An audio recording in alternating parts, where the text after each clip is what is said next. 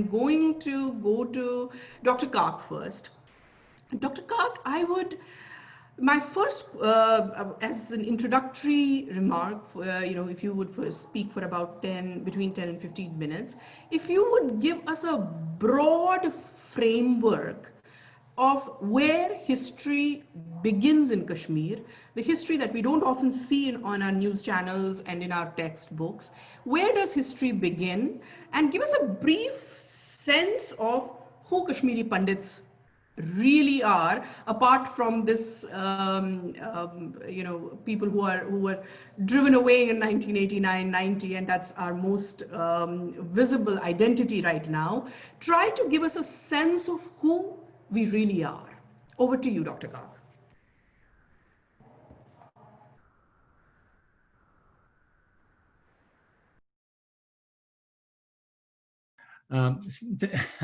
Thank you, Sunanda ji, and thank you, Indian Academy, to have given me this opportunity to speak on this very important issue of where Kashmir fits into the larger Indian civilizational puzzle. Now, there are different ways of looking at it. Of course, we have textual evidence, and we have archaeological evidence, then we have travelers who came to India and spoke about its history. And I'll just pick on one of those. When the Greeks came to India after Alexander, they wrote about Indian history, and they said it goes back to, if one were to use BCE, it goes back to 6676 BCE. Now, there is one Indian calendar which is connected to that. That is the Kashmiri Saptarshi calendar, which has a current beginning of 3076 BC.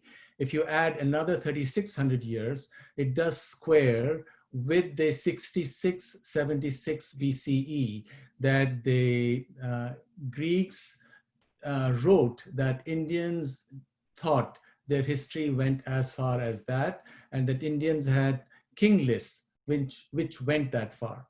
So this is, chronological time span.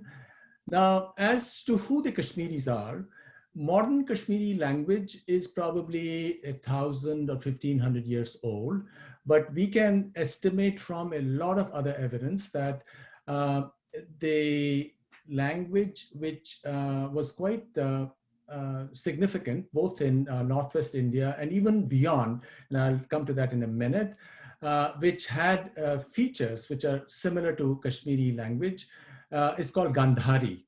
Gandhari was just beyond the borders of Kashmir Valley, and it has features which are called Dardic language features, which Kashmiri has, and which also the Kalash language. The Kalash are a group in Pakistan and Afghanistan which still are holding on to their old Vedic culture. So their language also has the same features. Now, what's interesting is that until about 1006 CE, which is about 1,000 years ago, Xinjiang, north of Kashmir, also used Gandhari. And there was tremendous connection between Kashmiri scholars and scholars in Khotan and Kashgar and all the city names, and of course their language. They also use Sanskrit. Where Sanskritic, for example, Kashgar was Kashi Giri, the hill of light, and Khotan was Gosthan, which is now called Hotan. And this is where an interaction between Kashmiri scholars and their journeys into Khotan and Xinjiang led to the development also of the classical Chinese civilization, because that's where Kashmiri scholars went, translated Sanskrit texts, which led to Chinese Mahayana having the form that it has, which was somewhat different from what was given to it in India at that time. So it assumed features which are sort of similar to Vedantic features that we are very familiar with, for example, in Kashmir Shaivism. So this is the general fact which some people don't know about the twin of Kashmir beyond their borders, which of course right now has very significant geopolitical implications. Now, of course, we do know that after 1006 CE, Xinjiang was Turkified. They lost their old Indic languages, and now their languages are Turkic, just as Turkey, modern Turkey, used to be the cradle of Greek civilization, Ionia, which is Western Turkey, and that also got Turkified. And now in Turkey, the language that is generally spoken is the Turkish language.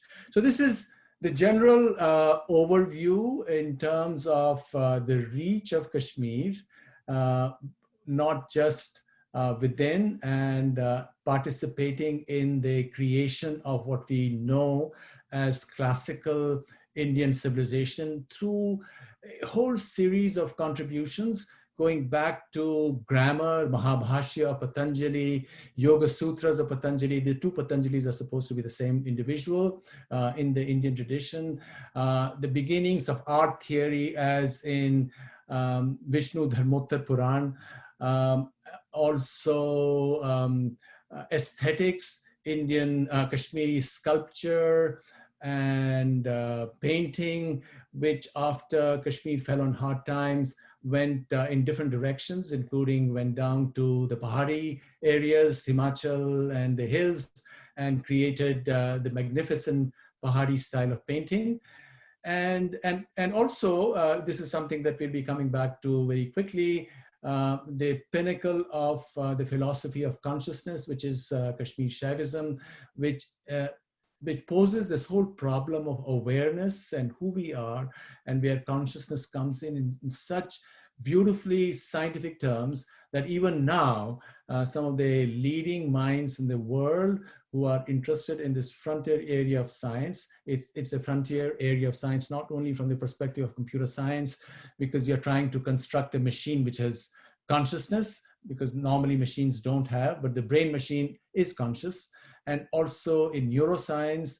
So all these topics are leading up to the question of what is consciousness. And in Kashmir, about 1400 years ago, this whole philosophical framework of Kashmir Shaivism, because Shiva or Ishvara is consciousness within you, it's one, and it gets expressed in different people who think that they are different, but they really are the same. This is the general framework that there is. Now, I also want to mention quickly that there were contributions that Kashmiri scholars also made to literature, to music. Everybody knows about Shang Dev and the great Abhinav Gupta, who also wrote a commentary on the Bhagavad Gita, a very famous commentary. And he also wrote the great classic of Tantra, which is Tantra Loka, the great book on aesthetics called Dhvanya Loka. What is Dhvani? How do you recognize what is beautiful? So some of the most subtle questions of not just Indian philosophy, but universal world philosophy, where a part of the discussions that went on. And Abhinav Gupta, who lived about 1,000 years ago, we have stories on how these meetings took place. And apparently they were both men and women who participated in these discussions. And so it is a very egalitarian and open society. And just to conclude, I must also say that scholars of art have suggested that a lot of what is seen as Oriental art, the beginnings of it perhaps took place in Kashmir and from Kashmir, just as philosophy went from Kashmir to Xinjiang and from Xinjiang eastwards to Chang'an, which was the capital of China at that time, and then onwards to Japan. For example, Dhyan itself, Dhyan as meditation, when it went to China, it became Chan, and when it crossed across the sea to Japan, it became Zen. So there's a lot of stuff in every field that you can think of, from medicine to literature, to music, to sculpture, to aesthetics, to philosophy, to mathematics itself. the Bakshali manuscript just across the valley, but it was the same circle.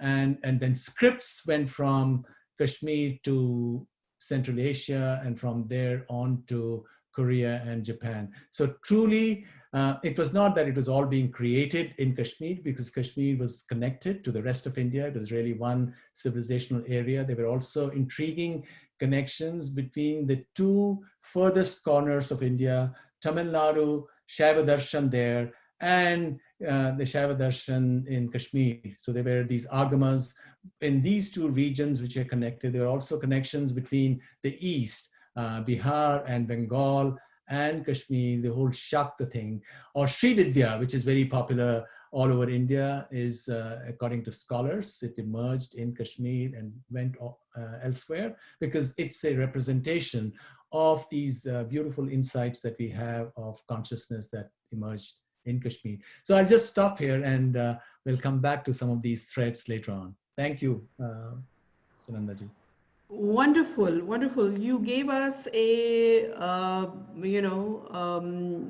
framework on where we can begin our conversation from. And from what you said, I was always under the impression that Kashmir is the cradle of Indian civilization. But what you said, it seems to me that that Kashmir is cradle of world civilization.